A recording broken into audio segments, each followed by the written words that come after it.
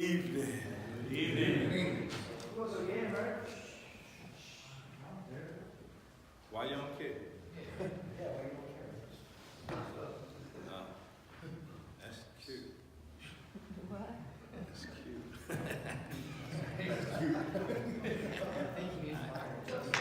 I mean, that's okay. How y'all doing? Good. Everybody say anywhere. Anywhere. But backwards. But backward. Yeah. I'm good. I'm good. Yeah, man. I breathe. Man, when you give your life for everything, man, it's not a game to me. But anyway, let me breathe. I still got issues too. But anyway, everybody say anywhere. Anywhere. But backwards. But backward. Oh man, today we're gonna go to I said today. Tonight we're gonna be dealing with Surrender, chapter 29, page 29. I'm sorry, page 29. We're dealing with surrender, and we'll be tag teaming y'all tonight. My wife will be coming up here telling y'all about Angus like that, but should we talk about some stuff too. All right. Minor adjustments is dedicated to preventing and reducing crimes, and our primary purpose is to teach men and women how to make the minor adjustments that are necessary in their lives, which will allow for them to obtain and maintain a productive lifestyle after incarceration and or rehabilitation. Our motto is Anywhere. but backwards. Everybody say anywhere. Anywhere. But backwards. But backward. Say to attain our sobriety is easy. To obtain our sobriety is easy. Our challenge is Our challenge to is maintain it. to maintain. To attain our sobriety is easy. To obtain our sobriety is easy. Our challenge is Our challenge to maintain it. is to maintain. Again, the only reason I say that is because to attain something means to come into the possession of it. But to maintain something means to keep it in existence. And most of you, if you're like me, we came into the possession of our sobriety over and over and over again. That wasn't our problem. Our problem was once we obtained the sobriety, we did not have the necessary skills, the motivation or the enthusiasm or the spiritual foundation to maintain the sobriety that we obtained. So to obtain your sobriety is the easy part. Your challenge is simply to maintain your sobriety. Don't complicate it. When you leave this facility, the first thing you got to remember is to go anywhere but backwards. That's a tool that you have in your arsenal. And I don't want individuals to think I'm telling them that when you leave here, someone's going to pull out this red carpet and say you got a nice 6 months clean. We're going to give you everything back. No, it's not happening. I remember one day my client was sitting in my office and we were talking and I was telling him about how he has to maintain his sobriety, and he said, listen, I can't believe, I got 5 months clean and my sister is still treating me some type of way, and I don't understand why she's treating me like this. And I said, okay, we're having an individual session. Why you don't have no clue why she's treating you like that? She said, no. She won't let me stay at her house no more. She won't let me do this. I said, why did she kick you out? He said, when I was on drugs, she left the house. I stole her 40-inch TV, her kid's television, and sold it for drugs. So I said, hold on. You wondering why your sister won't let you stay over her house after 6 months after you stole her kid's television, your nieces and nephews' television, and sold it.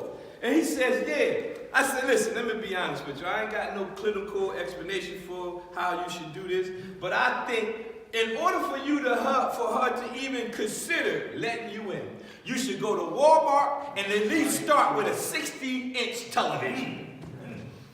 At least come this way and say, I know I took a 40. I had enough money. Now I'm on my feet.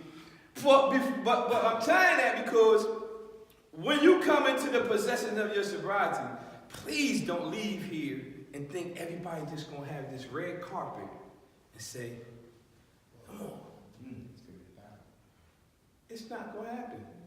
You're going to have some people who will do that, but you're going to have some people who will never forgive you. It's just realistic. But you can repair it. Everybody say anywhere. Anywhere. But back. All right, my expectation for this particular session, everyone will realize they can't change the system. Everybody say, I can't change the system. I can't change the system. Listen, the word surrender is the key to your victory. When two armies are at war and one of the army wants to give up because they realize that they are defeated, they wave a white flag. Or when a boxer is taking a beating in the ring and the corner wants to stop the fight, they throw the towel in. In this case, meaning your life, you are the one with the white flag or towel in your hand, and you, and only you, have the power to wave it or throw it in. And that's called surrendering. And surrendering is the key to your victory. Everybody say, I surrender. I surrender. That's the key to your victory. You have to throw in the white towel. You cannot try to defeat this thing that's been trying to kill you for years. You can defeat it by never going back to it again. I always tell people that you don't actually have a problem with drugs. Everybody say, I don't have a problem with drugs. Watch this. The reason why I say that is just like saying a boat has problem with water. Watch this. A boat can speed on water. A boat can sail on water. A boat can even anchor in water. A boat only has problem with water when the water gets. So you don't have a problem with drugs. The only time you have a problem with drugs is when the drugs get. Good God, man, y'all really good. Man, y'all ain't gonna never forget when I'm telling y'all. Listen to me. You don't have a problem with drugs. Everybody say, I don't have a problem with drugs. I don't have a problem with drugs. That's like saying a boat got a problem with water. The boat don't care about the water. The boat only worry about water when the boat say, oh. There's water coming in. It's just like your lives. You can put a pile of drugs in front of me. The drugs can't do nothing to me. I just have to make sure I don't put drugs on you. I told y'all, simplicity. Don't complicate this thing. That little powder stuff can't control you. That's like saying a boat has a problem with water. A boat look at water and say, as long as you stay outside me, I ride on you all day long. Same thing with drugs. Everybody say surrender. Surrender is the key, to my victory. Let's talk about it, man. You don't have a problem. You gotta use stuff that we see all our lives. Seemed like that boat don't mean nothing until I was sitting there and I was doing drugs and I'm looking at this boat like, why this boat don't seem to have problems with water? And I said, oh, the boat, as long as the water don't get in, the boat will stay on it forever.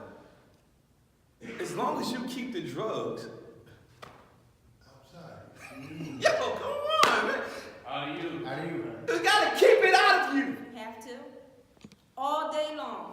You know what? I ain't touching that no more. I ain't touching that no more. Walk away from pick it up. As soon as you pick it up, oh my goodness, I ain't touching it. Sometimes you just gotta keep giving it up and giving it up and giving it up. You might give it up 100 times a day. Tomorrow you give it up 75. Some improvement. Some improvement, right? You gotta repeatedly do this thing. Repetition. Repetition. Learn by repetition. Learn by repetition. Do a part of you want to truly surrender? Do a part of you want to truly surrender? That's a good one. Do you really want Do you to? really want to? It's a story in the Bible. I love it. When I say a story, it's not, I'm saying story, but it actually happened. Because a lot of times we think the Bible didn't happen, but it really did. But anyway, this particular story, a man was sitting at the pool, and it says Jesus knew that he was sitting there a long time. And for 38 years, Jesus saw him and knew that he had been sitting at that pool in that condition a long time. And Jesus asked him, do you want to be made well? And I always looked at that story and said, if he said he knew he was like that, why you gotta ask him, do he want to be made well? And then I realized, not necessarily everybody don't want to change.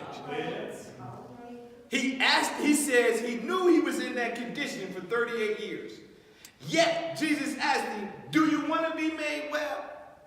And I always said, well, if you knew he was messed up, why you asking him, do he want to be made well? And he says, not necessarily everybody don't really want to change.